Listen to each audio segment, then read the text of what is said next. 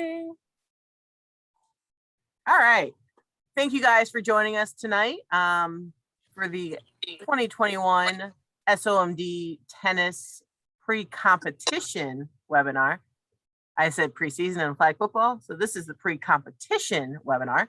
My name is Melissa Anger, for those of you that don't know me, which I hope you all know me by now.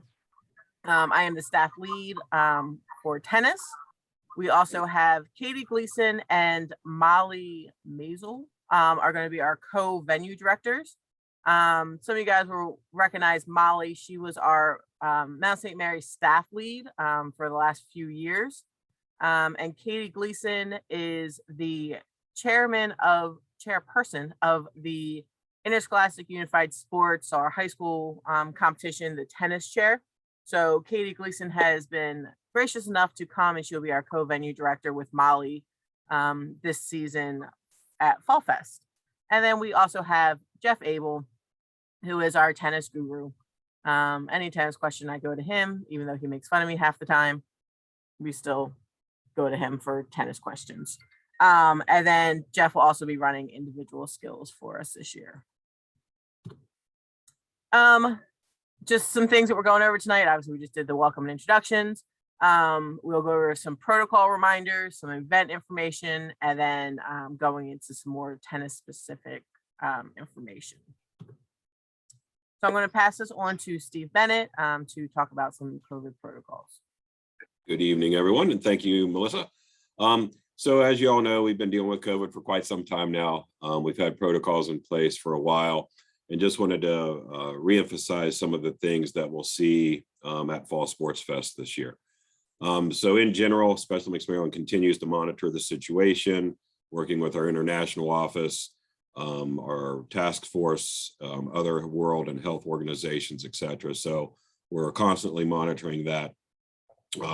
At Fall Sports Fest, what you'll see is each competition or each venue will be operating independently. So the requirements for one sport will not be necessarily the same requirements for another. For example, powerlifting, all powerlifting coaches, athletes, volunteers, officials, et cetera, must be fully vaccinated and show proof of that vaccination in order to compete and be part of the venue. Whereas in tennis, it's not a requirement to have a vaccination in order to participate. So there are some differences there. So if you hear of other coaches or other people from your county program, know that each sport will be operating independently and not the same. At this time, you'll hear from our state office and at county levels moving forward. We use that because it's always an evolving process, and we never know when updates may hit us with changes that need to take place. So as of now, there are two likely scenarios for your planning purposes for tennis at Fall Sports Fest, and we'll talk about those in a minute. But regardless of which scenario we're in, there are some things that need to happen, again, regardless of the scenario we're in. So one of those things that must happen is that there is a check-in for the athletes, as well as coaches, et cetera. And we'll talk about where that check-in location will be later on in the presentation. But at that time is when the families or the athletes and partners, depending on their independence, will come to that check-in area. And that's where you as a coach need to meet those athletes and partners. And that's after the athletes get checked in, that's where the separation occurs from the spectators or non-credentialed members, regardless of their vaccination or whatever. That's when you as coaches will take the athletes onto the athlete or delegation areas, and the spectators will go to the spectator area. There is a 100% separation that has been pretty much in place since our summer games this past summer. So it's not a new thing, but it may be new to some individuals coming to Fall Sports Fest. So we really look to you as coaches to let the families and spectators know that that is the case, to eliminate the frustrations on site and give them the expectations so they know what they're doing and what the situation is when they arrive. So with that being said, it's really incumbent upon you as coaches to make those plans with your athletes and partners and family members to have a plan on when you're going to meet and where you're going to meet, and that the coaches are there. At least one coach from your program is there before the athletes arrive. We had situations at some of our previous events where the athletes have shown up with their family members, the coaches aren't there yet, and they have to sit and wait and go be in a secluded area, etc. And it just causes some frustration there. So we want to eliminate that as much as possible. So really looking for you guys to have that upfront communication with your family members and have a plan of where they're going to check in, where you're going to meet, and go from there. Additionally to that, like I said, there will be the separation of families and spectators versus the delegation members. And that is throughout the day. So once they check in and they become with you as the coach part of the delegation in the delegation areas, and the separation from families in the spectator area, that is throughout the entire day. There is no intermingling throughout the day at lunchtime, at awards, or anything like that. It's through the entire day until the athletes and partners receive their awards and are ready to walk to their cars to depart campus. So just want to emphasize that as well. And again, I know it's not the ideal scenario, obviously, but it is a scenario that we have to work with given the protocols in order to provide a competition opportunity for everyone. So we really need your assistance to help the day go as smoothly as possible. So I appreciate your assistance there. On the next two slides, we'll talk about the different scenarios. This is all in regards to the vaccination rates that people have submitted to our office as well. And this includes not just athletes and coaches. This is everybody who's at the venue in an official capacity, meaning officials, check-in volunteers, awards volunteers, court volunteers, anybody who's a volunteer in that capacity or a credentialed member of the delegation. So we are getting close. We're not there yet, but if 80% of those individuals are vaccinated and have shown proof, we'll get into that scenario on the next slide. But if we haven't reached the 80% vaccination rate for everyone involved at tennis, here's what to expect. One is that screening will be required. So that's at the check-in area. No, this shouldn't be new to all you guys, as you guys have been doing this at your practices, but there is the verbal check of the questions regarding COVID. And if we are in the high risk, that will also include the temperature screenings at the check-in area. And that's for everyone, not just athletes, but coaches, volunteers, etc.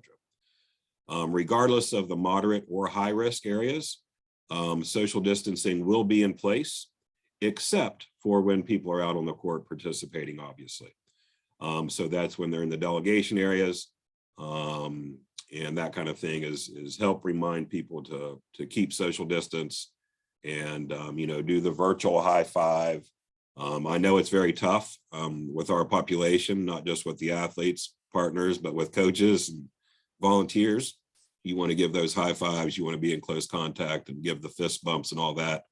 But if we are in the moderate or high risk, which we'll let you know, we will look for that social distancing outside of when the athletes are competing.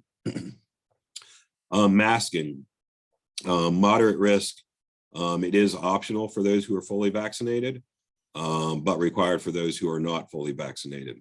And again, that's while they're not competing. Once they're on the courts, there's no need to wear their mask. That's part of our protocol. When you're in physical activity, it's not a requirement to wear your masks.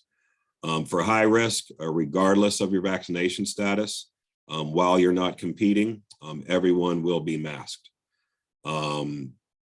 The families and spectators, again, just reemphasizing this, that they will be separated from the delegation and everybody throughout the entire day, minimum of 50 feet.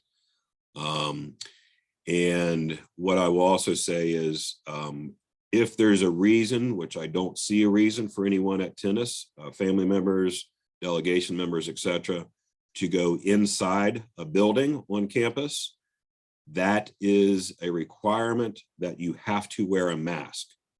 That's not our requirement, that's Mount St. Mary's University's requirement. Again, there is one exception to that. is when the power lifters are competing on the competition platform or in the warm-up area, they don't have to be masked. But even though powerlifting is 100% vaccination, they will have to be masked while indoors on campus. And again, just a reminder there that hopefully everyone is aware of, but tennis is not a sport where vaccination proof is required in order to participate. Obviously, it's always encouraged, but not a requirement. So if we do hit the 80% vax on the next slide here, this is what we would consider our low risk category. And that's where the screening would go away. We would not have to do the verbal screenings and ask the questions, nor would we have to do any temperature checks. A much simpler process. Social distancing would still be in place, again, except when competing. Masking is pretty much the same there. Family members, the distancing is the same there as well. So not much difference there except the screening and then a little bit of the masking there, but the screening is the big difference there. So again, we appreciate all of those of you who were able to provide the vaccination, and we hope to get to that 80%. It's unlikely, but still possible based on all the volunteers, that information still coming in. So thank you for that. And I'll turn it back to Melissa. And you're muted, Melissa. Yep, thanks, Steve. So delegation registration, you'll pick up a packet for each delegation. The head coaches will pick it up at the tennis control center tent / a scoring tent, which is just the tent that's right next to the courts, in the same place it always is. So you'll go there to check in, and all your athletes will check in with you in that area, not with us. So this is just an overall layout of the campus. It was a quick PowerPoint that I created of the map. Tennis is in the same area as it always is. Tennis awards will be outside this year. Location is to be determined. When we get there on Friday, we want to look for the best place to have it, but it will be outside as well, in an area where the spectators will be able to see everything. So we will be on the tennis courts, same ones as we always are, right outside, not arena. Steve, I'm going to pass back to you for this slide. Yep, and just so everyone knows, really emphasize the fact that we will be on the same tennis courts that we used right there by the Knott Arena. They have broken new ground and just completed 6 brand new courts down by the lacrosse soccer stadium. If you go to campus, if people ask, hey, where's the tennis courts? Make sure you say the old ones, if you will, so that no one gets confused on going to the new location down the road. Thank you, Melissa. So here for general information, again, we appreciate all of your hard work to get the lunch orders in a very short time frame.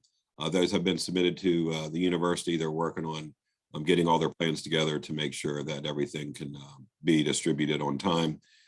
So when it says here, lunches will be delivered to your venue between 11 and 12:30, that does not mean, hey, Anger or Molly or whoever's there.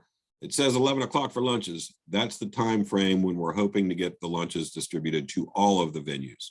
So hopefully within that window. The venue director will make an announcement and let you guys as coaches know that, hey, I'm anticipating the lunches to be here in 15 minutes. And then once they arrive, they'll let you know to come pick those up. They'll be delivered in boxes labeled by delegation. So everything should be in 1 or 2 boxes, depending on how large your delegation is. And you can take that back and distribute those out to your athletes and other members of your delegation. Families and spectators, again, just re-emphasizing that it's very important to eliminate the frustrations that, again, once after checking in, that's where the separation occurs from families and general spectators. And again, the mounts policy is everyone inside a building must be masked at all times, regardless of vaccination, except when they're competing in powerlifting.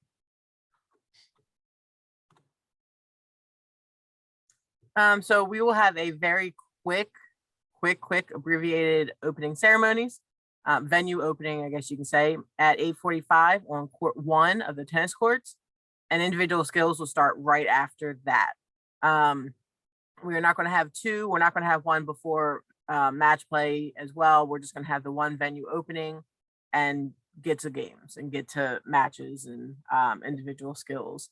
During the ceremony, if you have any of your athletes and partners there, please make sure they remain socially distanced at all times.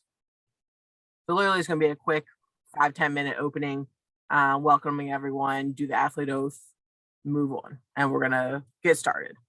So we're not going to have the big opening ceremonies that we normally do in that arena with COVID protocols and everything like that. We just thought it'd be better to have abbreviated opening ceremonies at each venue.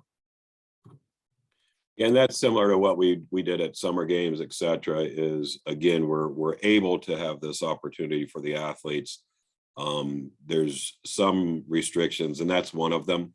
But again, the biggest thing is that we're able to have competition for the athletes. Again, thanks to you coaches throughout the season and working with everybody to make sure it happens. So appreciate all of your efforts. So this year, we had 21 skills athletes. That number has gone down. We've had a few scratches. That's okay. We still have a good number of skills athletes. And you can see all the different levels that we have with all the athletes and pairs and everything that we have. We have a pretty good group. We are smaller than we were in 2019, but not by a lot. Just a few people, athletes or partners. So it's pretty good that we didn't really change too much from 2019. So tentative schedule, 8 a.m. will be the opening for registration opening for individual skills. Again, we need you there by that time, if not earlier, so that your athletes can check in with you. At 8:45, like I said, we'll have a quick venue opening on court 1. 9 a.m. we're going to have individual skills competition. We'll be on court 1 and 2 for that, led by Jeff Abel. At 9:45, the match play registration will open.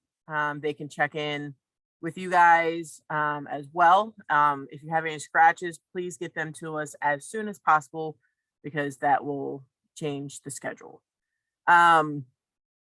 At 10:15, we're going to ask that the first flight matches 1 through 6, which you will see the first matches on each court. We'll check in at the main scoring table, and that will be the staging area as it has in the past. There'll be chairs for the athletes there.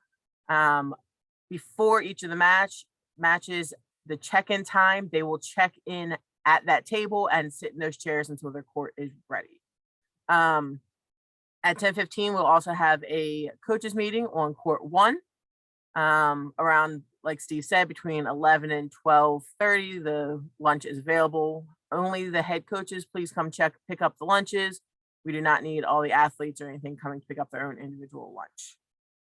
We should be done. I say 4 p.m. That is definitely estimated. I figure we should be done probably around 3. Match play should be done around 3. Individual skills should be done no later than 10:30. And then once individual skills is done, they can head out. They don't have to wait around. Hey, one addition there, I don't believe I mentioned it earlier.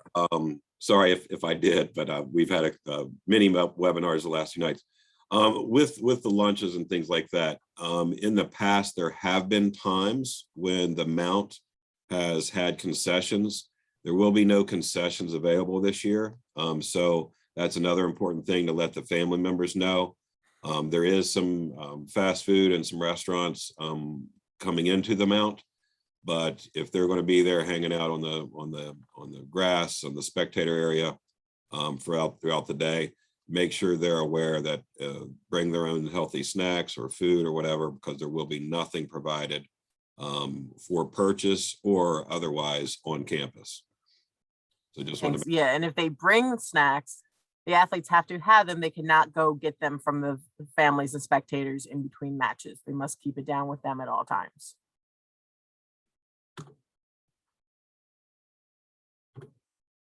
All right, so rain. There is a slight chance of rain. I think I checked earlier, and we don't know if it's going to rain in the middle of the night. We don't know the hourly as of right now. It's 0.2 inches, so it's not a lot. But again, once we get closer, we'll be able to make the call. For safety, if it's just drizzling, and Jeff, correct me if I'm wrong, if it's just drizzling, we'll be fine. More rain, if it starts to build up on the court, we're going to have to stop just for the safety of the athletes. We don't want them slipping on the courts. So we will make a decision as early as possible. We will not be moving indoors this year with all the COVID protocols and everything like that. We're not able to move indoors. So we will plan to go. If need be, we may delay for a little bit, but everything is for the safety of the athletes is what we're looking at. So tennis venue, the courts, and obviously the blue is the tent, the scoring tent and control center. That's going to be in the same spot as always. Staging will be right next to it in that little gravel spot behind the bleachers or next to the bleachers that are right there. So the biggest thing is the delegations will be at the bottom of the hill by the courts, and the spectators must stay at the top of the hill. No spectators or families are going to be allowed down the hill. They must stay at the top of the hill at all times and stay separated from the athletes, as we've mentioned multiple times. So we're really going to need your help to keep the families and spectators away. Only delegation members, so the registered delegation members, coaches, sports volunteers, everything like that, they have to be registered in GMS, in tennis, or they will not be allowed down there. Just because they've been at practice, if you haven't registered them, that does not mean that they are a volunteer or registered volunteer. In your package, you'll have a list of your delegation members. Only those on that list will be allowed down in the delegation area. Only credentialed volunteers will be down there. Awards are in somewhere up top. That placement is kind of TBD, but Jeff, go ahead. You were about to talk.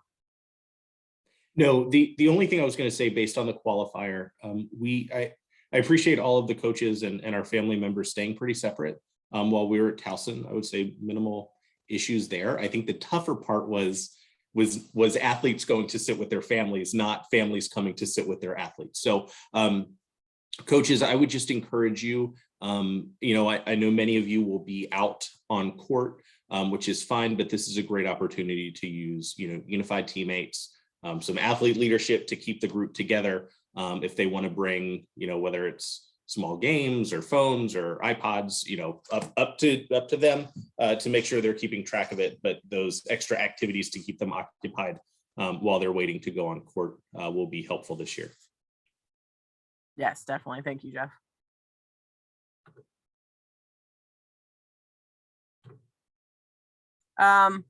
This is very important, so which is why we're reiterating it multiple times.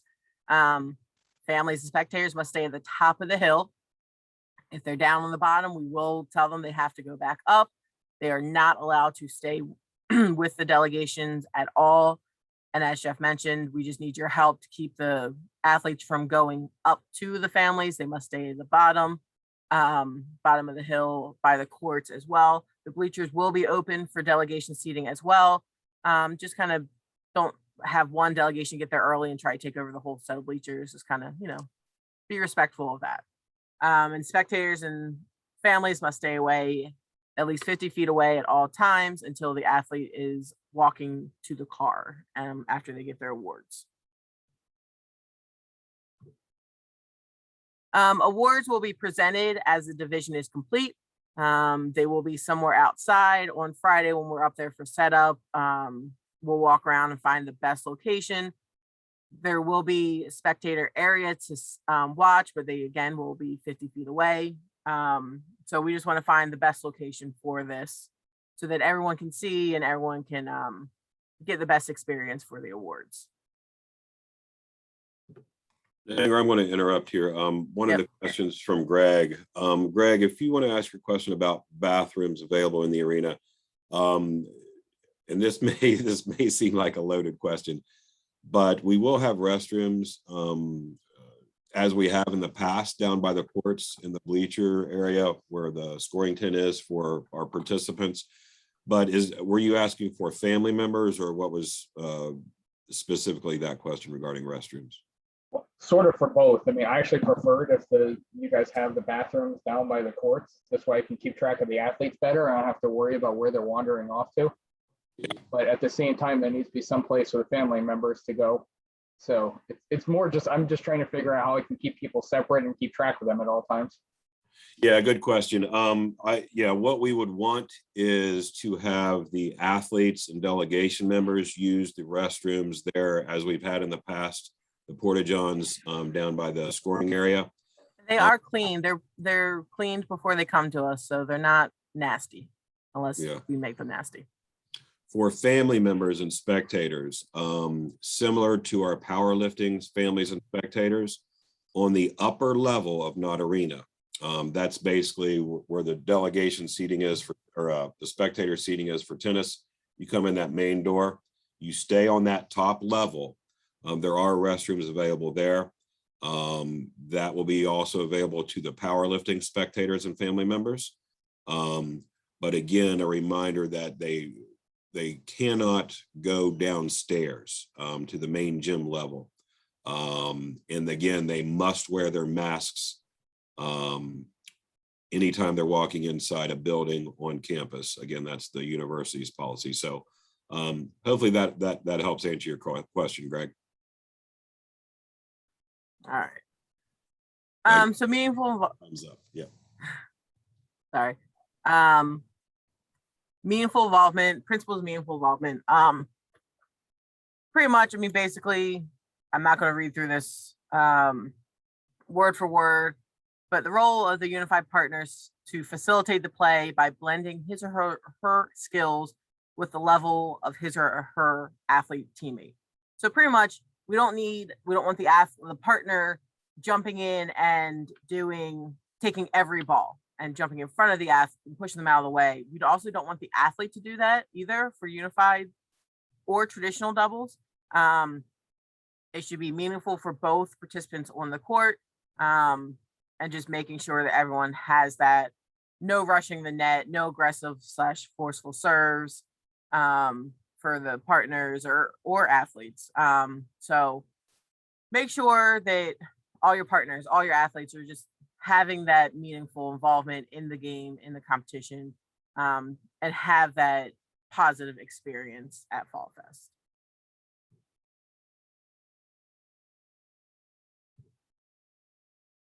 Code of conduct for the coaches. I don't anticipate any issues with you guys. You guys are all amazing coaches. Just putting it out there, just again, respect for all, ensuring a positive experience for all. That's, the other teams, the other athletes, partners, any officials we may have, volunteers. Just make sure everyone's having that positive experience. Act professionally, no excessive yelling, respect the officials, whether you agree with their calls or not, it's their calls, no profanity, all of that stuff. The biggest thing is make sure health and safety of all the athletes and unified partners is at the forefront of why we're there, for their experience. Again, I don't anticipate any issues with this, but I just wanted to put this out there just, as a little friendly reminder, I guess you can say. Individual skills. So we will only have one round of individual skills this year. Typically we've done a preliminary round and then we've done a awards round. This year we will just do one round. The divisions will be based off of the scores that were submitted from the required qualifier. So those scores, that's how the divisions are created. Awards will be earned according to their final performance in the competition, their total scores within their division, and they will get their awards right after the competition is over. They'll head over to the awards area, and once the scores are tabulated, they will get their medals, and then they can head out. They don't have to wait around anymore. No family spectators or delegation volunteers will be allowed on the courts during the competition. We will have day of volunteers, as well as Jeff Abel, who will be running our individual skills competition. So no families or anyone, everyone will have to stay in their designated areas. And our lights are going out because I'm not moving. And I think it goes without saying, but again, with the awards being outside for tennis, the last time we had a fall sports fest, there was a combination of powerlifting and tennis sharing an awards area. That obviously will not be happening this year, but I thought it was worth noting. Yep, thanks, Steve. Uniform requirements. Again, I'm not going to go through all of this. Proper tennis attire must be worn at all times. No jeans or dressy formal style pants are allowed. The athletes should wear loose fitting gym shorts or tennis shorts. Females can wear a skirt or shorts if they would prefer. Preferably, we strongly encourage them to have their shorts with pockets. No sweats will be allowed underneath their uniform. If they wear anything underneath their uniform, it has to match their uniform. They can't wear like a lime green polo or a sweatshirt if they're not Frederick County, because Frederick County is lime green. So make sure that whatever they wear underneath has to match, but their uniform has to be on the outside at all times. They wear a jacket, they can't wear a jacket over top of their uniform. Anything that they wear to stay warm with the weather has to be underneath the uniform. Obviously tennis shoes are required. No black soled shoes because it marks up the courts. Doubles teammates must have the same uniform. You can't have two Howard athletes, one in a white shirt, one in a blue shirt. And I'm just picking on Howard because Jack's right there. But they have to have the same uniform and they have to match. A collared tennis uniform are recommended to be worn by all competitors. A non-collared shirt is acceptable if it's appropriate tennis attire. Jeff, I'm going to pass this on to you. Hey, everyone. Okay, so when we're playing matches at Fall Sports Fest, it'll be similar to what we did at the qualifier. So one set to 6. No ad scoring, must win by 2. At 6-all, we'll do a 7-point tiebreaker, and that'll determine it. So pretty straightforward. We will have scorekeepers out on the court. I'll be roving from court to court once skills are done to go there. We're all set. As usual, we will not be doing love 15, 30, 40 game. We'll be doing 1, 2, 3, 4. Again, no ad scoring. So next point wins at 3-all. Thanks, Jeff. And again, we had some issues with this a couple years ago. All scorecards must be signed by a coach before returning them to the scores table. If you would like a unified partner to sign them, that's fine. Just make sure you tell Katie is going to be overseeing the scores table. To make sure you let Katie know ahead of time that you're just going to have the unified partner sign. We're fine with that as long as you kind of tell us ahead of time. But only a registered delegation member is eligible to sign the scorecard. Yeah, I will be walking around. Obviously, we're working with Mount St. Mary's students. We do have club tennis players coming out. Many are tennis knowledgeable. I will train them. But if you do have any concerns about keeping score, line calls, or anything like that, find me first. Don't just go over to the volunteer. I'll work with the volunteer on that. But just remember, these are volunteers. They're college students. They're doing their best. We're going to make sure it's officiated as fair as we can. So just any concerns with that during the day, just find me. Yes, thank you, Jeff. Coaches on the court, and correct me if I'm wrong on any of this, Jeff, or if you want to elaborate. You are allowed to have one designated Special Olympics coach to sit on the side of the court off of the playing surface, obviously.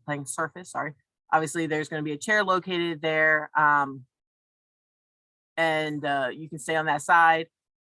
you may coach a player when the player changes ends at the end of an odd game. That's a mouthful. So obviously no coaching during the play, but once they're changing ends at the end of an odd game, you can talk to your athletes. You may not coach after the first game of each set and not during the tiebreak game. So you guys all know this. Just kind of make sure any of your other coaches are aware of this so that we don't have any issues. And that's it. So for any other questions, obviously you're more than welcome to reach out to myself. I'm the staff lead for tennis, so I will be the main contact for any additional questions. If you have any questions about any other sports, these are your contacts below. If I can just say really quick, two quick things that came up in the qualifier. Number one, it's skills. Please make sure your athletes do not bounce the ball before they serve. We had a lot of athletes who were doing a drop hit. They can serve it underhand, but the ball can't bounce first. So just remind your athletes as they're going through. We will be doing, I would like to, as we're doing skills, less kind of coaching an athlete through the skill, right? Turn this way, it's coming to your forehand. Turn that way, it's coming to your backhand. I'd like to be able to say forehand, backhand.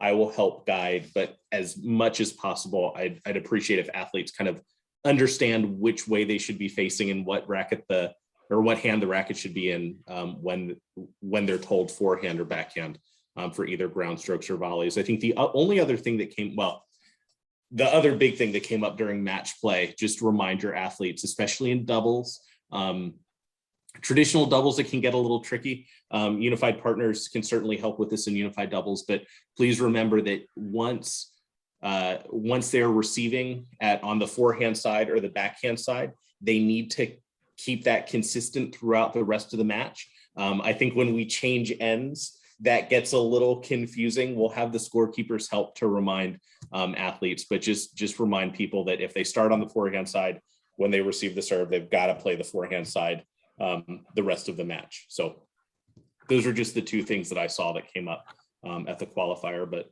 looking forward to a great day on Saturday. So could I ask a couple questions? I apologize for coming in late, but Jeff, on the unified doubles, the partner, can you go over the rules in terms of partner serving to partner on the opposite team versus the athlete? Yeah, sure. So Bob, that comes up in 3-all, right, Deuce? So because we're playing no ad scoring, partner serves to partner, athlete serves to athlete. So that's the only time it's applicable when it's. That's the only time that happens is at a deuce point. Okay. And then another quick question. I apologize if it was already covered on the skills play. Are coaches on the court for that? We prefer you not to be unless you're asked directly for help. Okay, so that's fine. I just wanted, so that'll keep me from, when you said not to try to direct my player to face the right way for the forehand or the backhand stroke. If I'm not on the court or if I'm chasing balls or whatever, then I won't even get in trouble on that because I won't really be around the player. So Bob will not be asked to help at skills this year. Well, I just remember in the qualifier at Towson that, they do, it is kind of tricky, but I guess, Jeff, you're the man on that is what you're saying. Whatever. Yeah. And so how we're going to do skills, just so I'm the man sometimes. Bob, I'm the man if it goes well. How about that? So the way that we're going to be doing skills, we're going to use 2 courts this time. So a bit different than how we did it at the qualifier. Athletes will go through the first court will be ground stroke. So we'll do forehand, backhand, and the alternating forehand, backhand. Athletes will go through all of their strokes at one time. So at the qualifier with the one group, everybody did forehands, everybody did backhands, and everybody did alternate. This will be everybody goes through their ground strokes at the same time. So 5 forehands, 5 backhands, and then 5 alternating sets. Once they're done that, they're set on that court. The following court, they're going to do all of their volleys at the same time, 5 forehands, 5 backhands, and then they'll do all of their serves at the same time, 5 due side, 5 ad side. Gotcha. So hopefully that'll keep it efficient. Once an athlete gets in the zone with hitting, it'll help without so many breaks. And I appreciate Greta providing that suggestion at the qualifier, because it did go much quicker the second round when we made that change. Okay, thank you. Good deal. Greg, I noticed you have your hand raised. If you want to unmute and ask your question. Yeah, just a little clarification about the schedule. So I know skills is going first and then match play. Do you want all the athletes for both of them there for the opening ceremony? Or can the match play athletes come at like 10 o'clock before match play? They do not have to be there for opening ceremonies if they do not want to. They can be there by check-in and registration as long as they're there. And at least 30 minutes before their check-in, I would say at least 45 minutes before their check-in time for their first match. Okay, can you bring up the schedule slide just one more time? Yes. Greg, I think it's important there as you talk about walking through that as a coach, if you have individual skills as well as match play, you know, just work through that scenario as far as meeting those individuals coming later, if that's what they do. Yep. Make sure you're there to collect the athletes and partners and have that separation from families at that time. Yeah. I'll be there so- bright and early. Don't worry about that. Yeah, unfortunately, you guys get to be there super early with us, but the athletes do not have to. You can tell them That's what fine. time. So And- just so I understand, so skills needs to be there by 8:45 at the latest for the individual skills. Yep. And then athletes for match play have to be there no later than 9:45 or 10:15. I would give them at least 45 minutes before their scheduled first match, because some people don't have a first match until 11 or 12, or that might be wrong. I'm still working on the schedule, but you know what I mean. I'm not saying they have to If get I there tell at them- 9:30. if I tell they them don't that, then play who knows until when they're 11:30. Sorry, Greg. If I tell my athletes different times, then who knows when they're all going to come? So I just need to pick a time to tell. Then yes, you tell them that they need to be there before 10 a.m. Yeah, that's fine. That's just what I need to understand. Yeah, Okay. and I think, Greg, just to maybe go back to your skills athletes, the venue opening, it happens at 8:45. So I think I heard you say I can have them arrive at 8:45. Well, I want them there beforehand, but they need to be there no later than that. Yeah, the registration opens at 8. If they get there at 8:45 and others start arriving at that time, that would possibly push back the venue opening. And depending on what scenario we're in, if we're having to do all the screenings that we talked about, that could take more time. So I would plan for them to be there around 8:15, if earlier, you know, so that we don't have those possible snags in the schedule and prolong the day and have frustration there and miss some things. So, so again, registration for skills athletes will open at 8, but I think between 8 and 8:15 to get there, to get through the check-in, to meet them, to make sure they're in proper uniforms, get a little warm up, have the quick opening, and then go right into the skills competition. So that would be my suggested time frame there. And Yeah, I I will understand. I'll plan to send an email out on Friday with what level we are, whether we're low risk or moderate risk, so that you are prepared as well and you can let your athletes and teams know.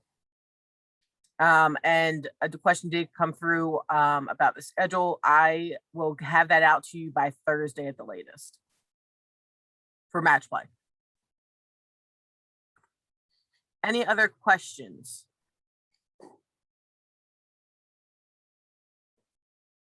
No? Okay. Well, thank you guys. If you have any other questions, please do not hesitate to reach out to me. But I want to take a second to thank you all so much for everything that you've done this year. I know this year has been a little crazy with COVID and all the new restrictions and protocols. We can't do this without you guys. So thank you so much from the bottom of our hearts. You guys are amazing. This is a great group of tennis coaches. And like I said, we couldn't do it without you guys. So on that note, I am going to say goodnight. Again, if you have any other questions, please do not hesitate to reach out to me. I will have the match play schedule out by Thursday, and I will send this webinar out, the slides and the recording out, hopefully tomorrow. So everyone have a great evening, and enjoy the last 15 minutes that I gave you back. So have a great night, everyone. Good night, everyone. Looking forward to seeing you guys and having a great event up there. So appreciate all you do.